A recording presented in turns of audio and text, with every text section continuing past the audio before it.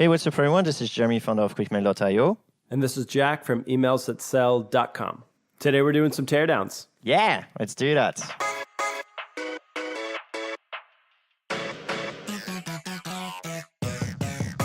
Jack got a few emails for us today. Let's pick up the first one. Okay, the first one, I just want you, before I read it, to think about the approach this person used when contacting me. It was pretty interesting. Let's get into it. Subject line is, thanks for connecting on LinkedIn. Jack, great to add you to my network.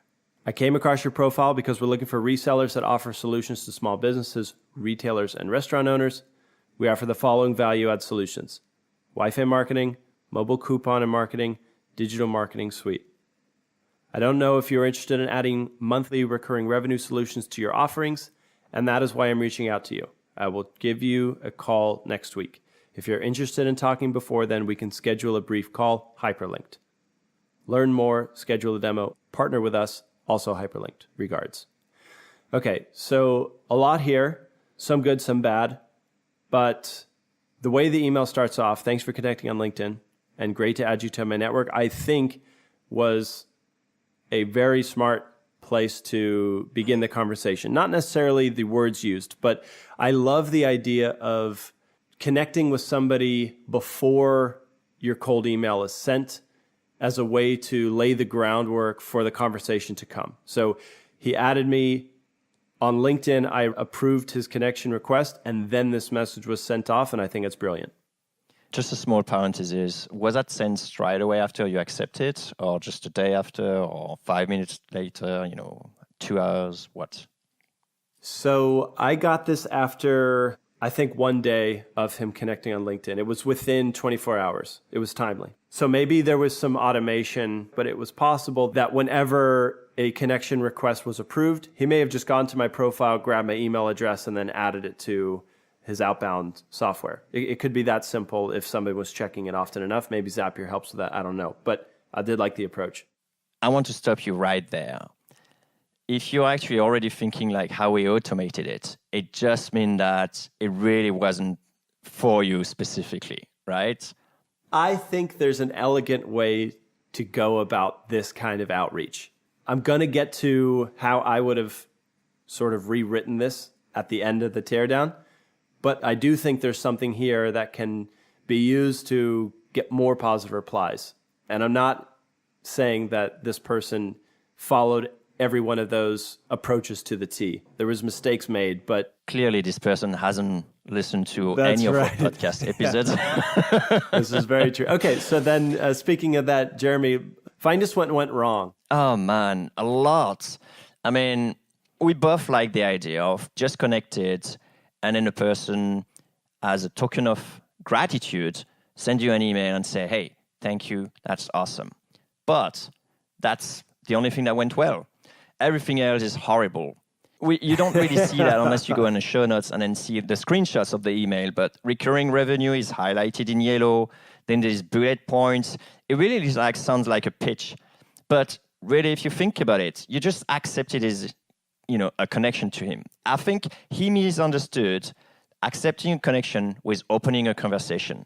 It's not because you accepted a network connection on LinkedIn that de facto you started a conversation.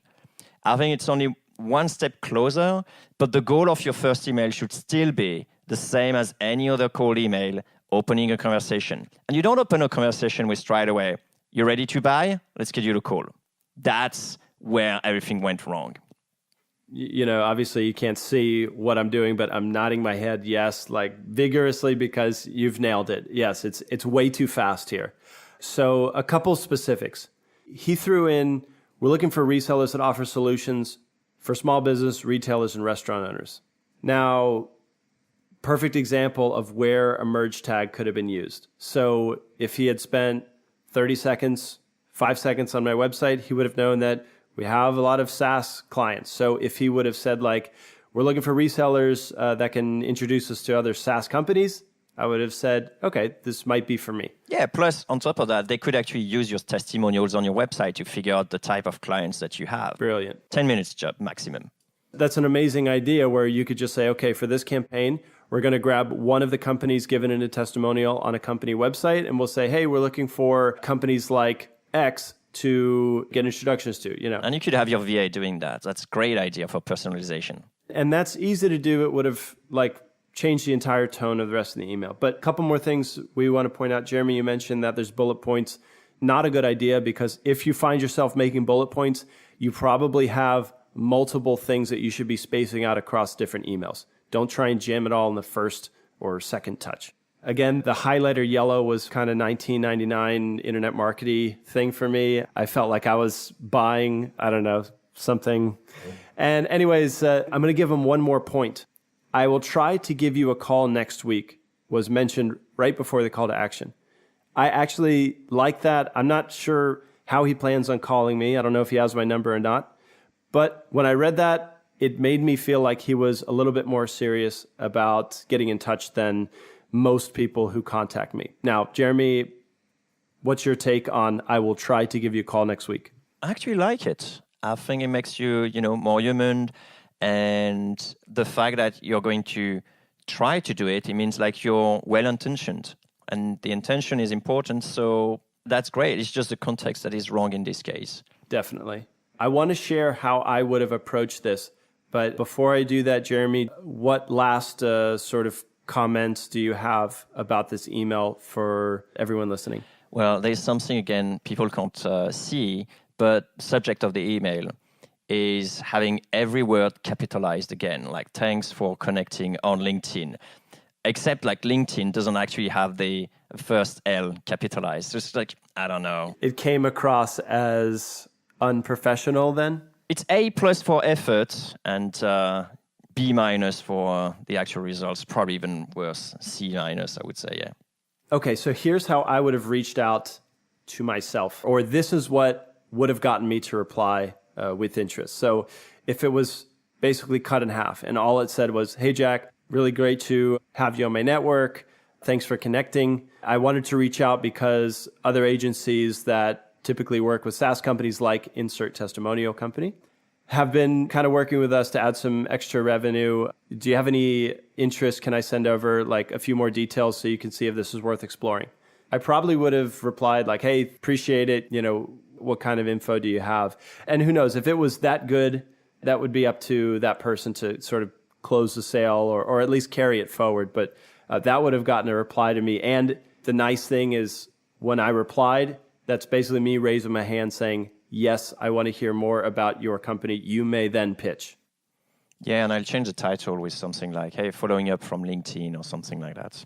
Or even better, I've heard this used, like if you're trying to cold call an office. If you've connected with somebody on LinkedIn, but you don't have any intro to them or their business, if you call the front desk and kind of get to the gatekeeper, if you say, hey, this is Jack from LinkedIn looking to speak with Joanne, just saying Jack from LinkedIn brings a more personal element like, oh, that's where they know you from.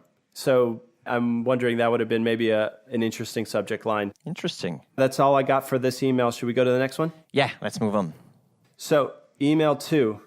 This one was selected because, as I told Jeremy just before we hit record, they almost got me. Just for the first line, actually, because the rest is probably not as good. No, actually, they almost got me to reply with interest, not because it was a very well done email, but because the list was done right. So a couple episodes back, we'll put in the show notes, but we talked about list versus copy. And we basically came to the conclusion/argument that if you had a list good enough, you could write a terrible email and get a reply. Meaning, if the people you reached out had this bleeding neck problem that you could help with immediately, you could write basically anything you wanted as long as that was not buried in a wall of text. You'd get a reply. Like Gary Halpert has a quote I love. It says, there's no boring way to tell somebody that they've won the lottery.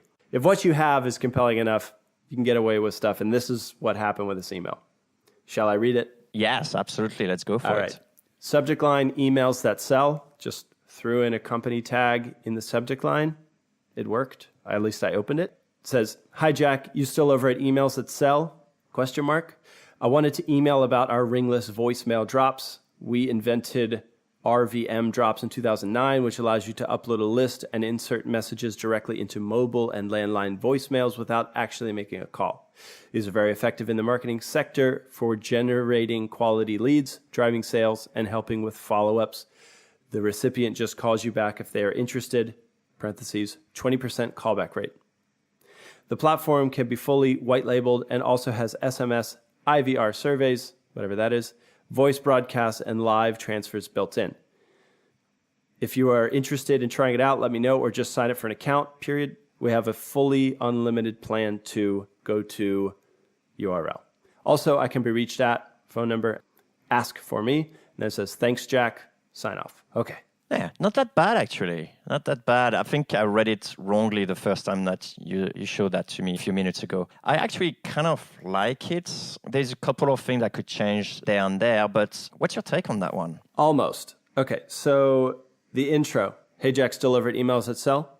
A little bit weird, but okay, it's human. He threw my company in and it doesn't have comma LLC. He passed like some very basic stuff. I'll read the next line.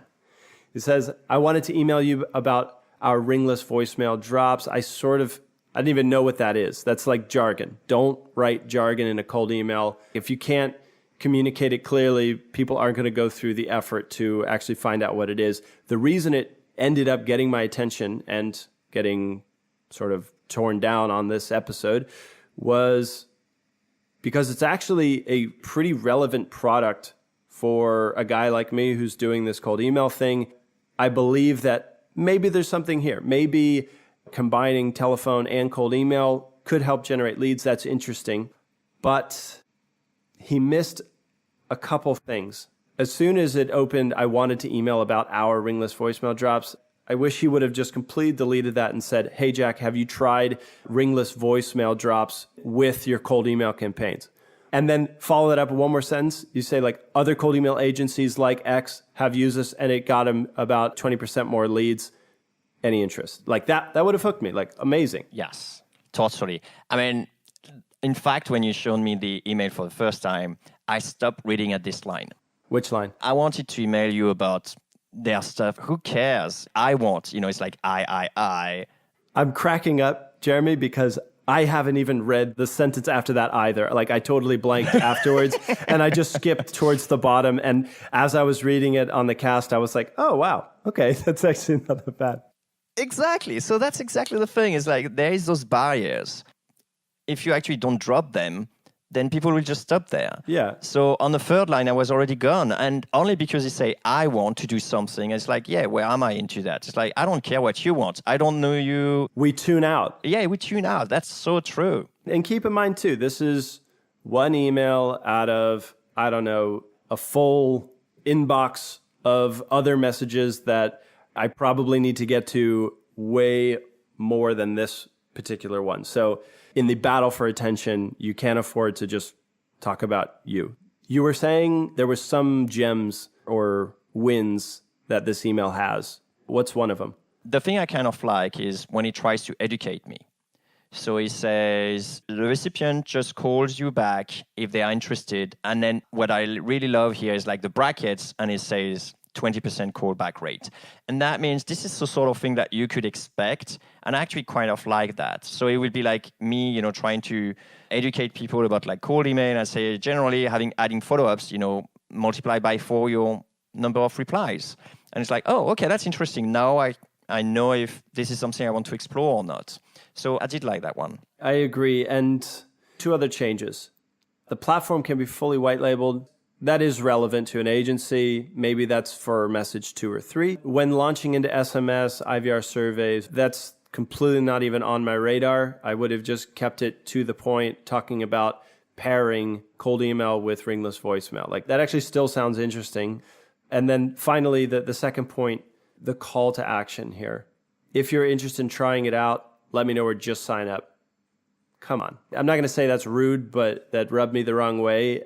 So when we had Dan Martell on the show, he was saying when you email somebody that you're trying to get their attention, you're trying to start this conversation, you need to make it as easy as possible for them to take you up on your offer, on your call to action. And so putting the effort on them is lazy and it's going to kill your reply rate. We're checking your email. We're going through things quick enough. If you make me jump through another hoop just to try out the service, then I probably won't. It's like a funnel, and if the harder it is, the less likely I am to convert at the end of it. So I think this was a lazy call to action. Instead, I would have liked to see, if you're interested to try it out, just reply yes, and I can get you set up with a trial like really quickly, or I can send you more details. That would have been the work on his part, and I would have been more likely to say, sure, why not? And if you think about it, if they're lazy at this stage of the funnel, you have to do the work. It's like, hey, by the way, if really you're that desperate and that interested, this is all hoops you're going to have to jump through. Imagine now, in my mind, what I'm thinking is like, oh, holy hell, if I have a problem with their software or whatever, are they going to do the same thing with support? Are they going to just say like, there is a help document, go figure it out? It's like, come on, seriously? This is not the image you want to broadcast to your potential prospect. It's just like terrible. Absolutely. And compare that to, I don't know if you've been on the receiving end of a sequence that just went above and beyond where it was relevant, it was helpful. They were making things easy for you to take the next step. And obviously, one does much, much better than the other. And this one was clearly on the a bit lazier effort. And like Jeremy pointed out, it sort of set the tone for the company and for the kind of product they can deliver. So don't do that. And one other line that was a bit unique. Also, I can be reached at, phone number, ask for me. Just compare that to the last call to action we had where the guy said, hey, I'll try you next week. If you want, to talk sooner, just let me know. Like, that's a much better approach for me. Another positive line for me is when they say they're very effective in the marketing sector for generating quality leads. I do like they say where the product is really good. What niche does it actually serve? Because you're in the marketing sector, sort of, then the fact that they say this is very effective in this particular case is actually pretty interesting for me in an email. Because you basically sort of help the prospect pre-qualifying himself. That's useful, for example, when you're contacting a market that has the same sort of address, but maybe like two different type of clients, and then it very appealing to one and not the other, that you could say like, hey, our product is really effective for those sort of things.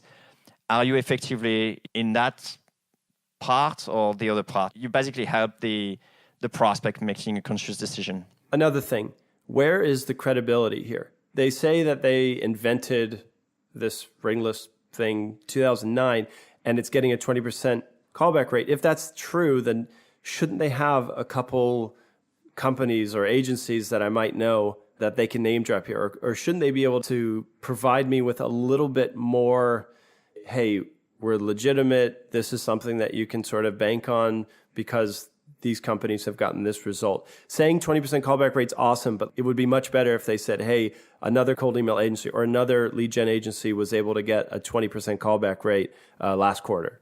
But you know what's funny is I actually completely forgot about this. Probably I tuned out at this stage. I only started re-listening from these are very effective techniques when he actually started educating me. It's so easy to brag on the things that you've done and so on that I'm not even reading them.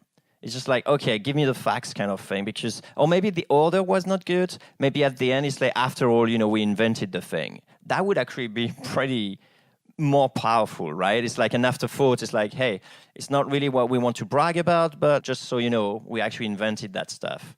That's pretty cool. It's like when I'm talking about QuickMail, we probably were 3 creating this whole market, and now there's like newcomers every week or so. I was like, yeah, well, we'll see in 2 years if they're still here. But that's the sort of idea, right? It's like, hey, after all, I opened that market.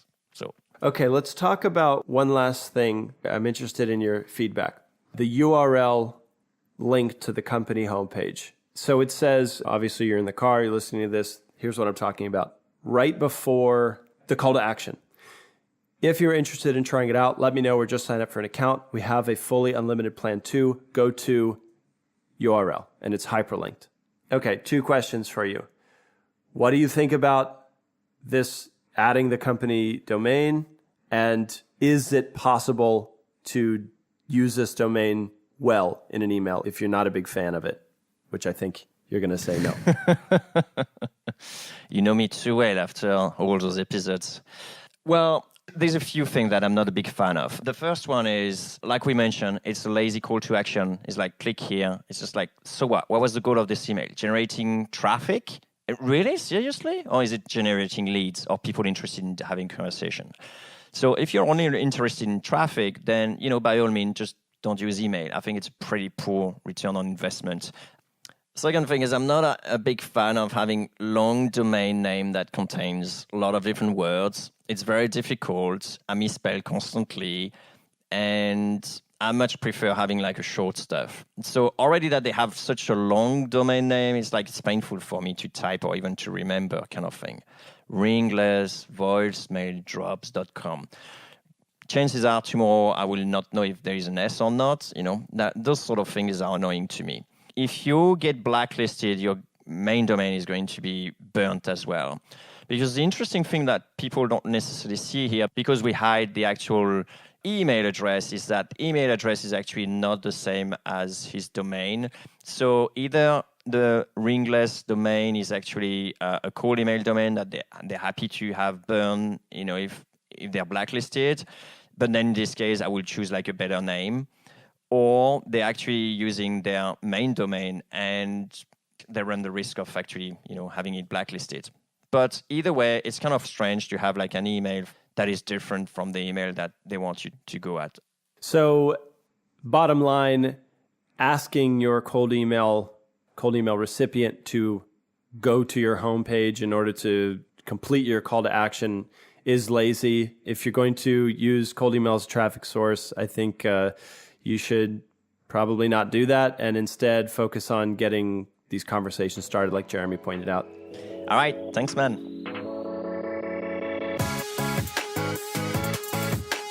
Hey, cold emailer. Yeah, you. If you got some value from this episode, give us a high vibe by sharing a 2-sentence review on iTunes. Or Stitcher or TuneIn. That works too. It's a quick way to help other growth-minded folks like us find this podcast. So they can send awesome emails. And make everyone's inbox a better place. Thanks.